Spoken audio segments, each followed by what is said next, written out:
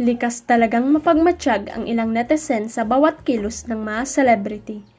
Hindi rito nakalusot ang ina ni Sara Labati na si Esther Labati dahil ultimo ang pagmamagandang loob nito sa kanilang mga kasambahay ay minasama pa ng ilang netizen. Noong March 9, 2024, araw ng Sabado, nag-upload si Esther ng reel ng anyay Lunch Saturday Chill.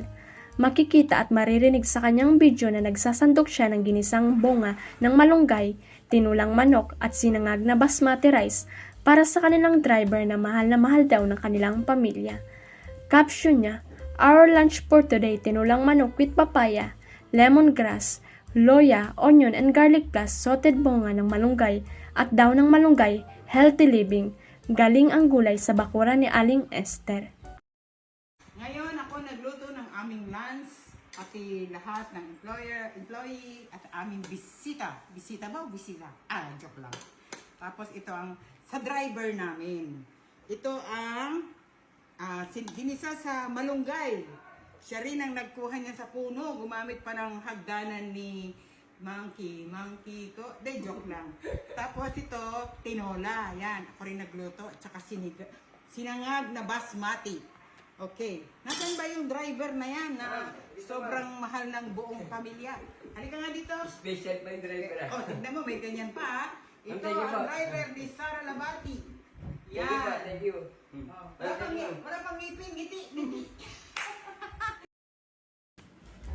Sa comment section, may ilang netizens ang pumuna sa mga pinaglagyan ng pagkain, lalagyan ng cup noodles at microwavable plastic container. Batikos ng isa, tingnan mo naman yung plato nila mga more cornflakes. Sana naman may sarili silang mga mangkok di yung sa pinaglagyan ng noodles.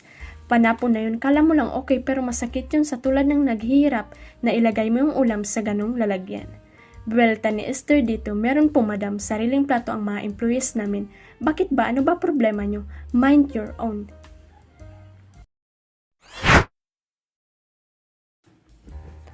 Aminado ang aktres na si Chris Bernal na parang isang superhero ang kanyang pakiramdam, lalo na at nakakatulong siya sa ibang mga ina sa pamamagitan ng pag-donate ng kanyang sobrang breast milk. Ayon sa aktres, mukhang ang oversupply niya ng breast milk ang kanyang superpower, kaya naman hindi siya nagdalawang isip na ipamagay ito upang makatulong pa sa ibang mga mami. Sa kanyang IG, ibinahagi ng aktres ang isang video ng pangungulikta niya ng breast milk at makikita rin na napuno na nito ang kanyang refrigerator at sa huli ng video ay mapapanood ang pagbibigay niya ng breast milk. Ayon kay Chris, hindi gusto ng kanyang anak na si Hailey ang ininit lamang na breast milk kaya madalas ay dinodonate niya ito sa mga nanay na nangangailangan nito.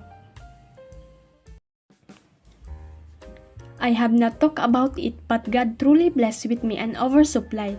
Sabi ni Chris sa kanyang caption, "He even blessed me more by how I am able to donate to precious Nico babies or preemies and other moms who have not been able to do the same." May nabanggit pa siya na may regular siyang binibigyan ng breast milk dahil na-diagnose ito ng breast cancer. Due to her chemotherapy, she cannot breastfeed.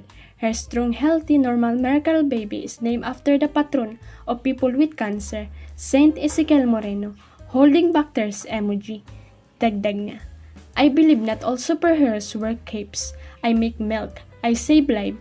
It's my superpower."